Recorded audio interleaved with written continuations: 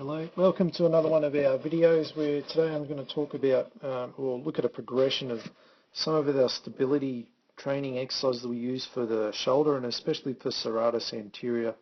Very lazy muscle around that shoulder. It causes all sorts of trouble for neck and shoulder injuries and chronic tension and pain. So massaging, stretching, usually very ineffective at solving a lot of the problems we see with the shoulder and scapular stability. Strengthening exercises are not a good choice either because they just encourage more of the activation of the tighter muscles. So this is an interesting drill where we're adding a little TheraBand around the arm, as you can see here with the two guys, and I've got two videos here of the same thing just to give you an example of one that's of good form and one where we deliberately show you bad form. So this is a much easier version of a push-up, by the way. So let's have a look at Ellie do the first one. So basically we've got her hands in the push-up position. She touches around about 12 o'clock and then out 9 o'clock and then around about 5 o'clock on the clock. All right, and then she goes to the other and goes into firstly what we say is a retraction and then protraction. And her job is to maintain that position, especially in this arm. So what we're looking for is this, to see a flatness across the rhomboid or the middle of the upper back there so that it doesn't collapse. Anyone who collapses into there, and you'll see in a second when we show you the paw form what it looks like, very, very common compensation. So it's not the moving arm that's being tested, it's the one left on the wall.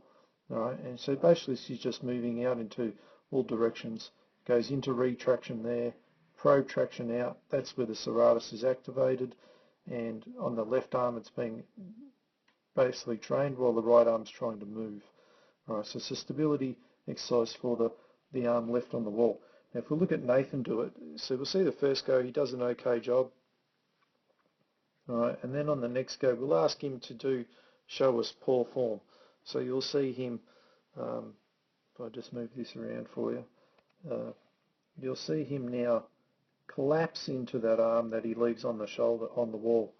All right, so you'll see as he goes, we'll tell him, go to show us paw form, and see that now the one that's left on the wall is already collapsed, and you'll see it better when he comes to this other side.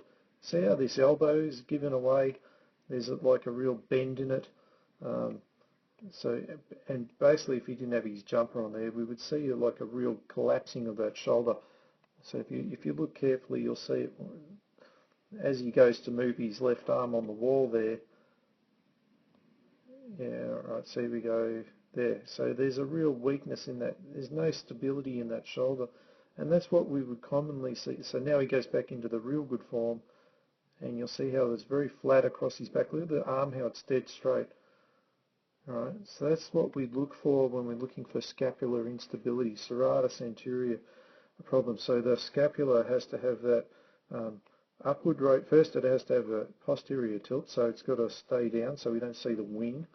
And then it's going to have it must move into an upward rotation. If it gets clenched into these rhomboids, middle traps, that's when it gets frozen and it can't work. And your serratus anterior, sort of hidden around here, just doesn't provide that movement that it needs. Right, so a very simple drill, but very effective for someone who's in a bit of pain and needing to work out how to retrain it to then progress to the strength exercises such as push-ups and various other pushing exercises that will greatly strengthen it. All right, so hope you enjoy that, and we'll see you on our next video.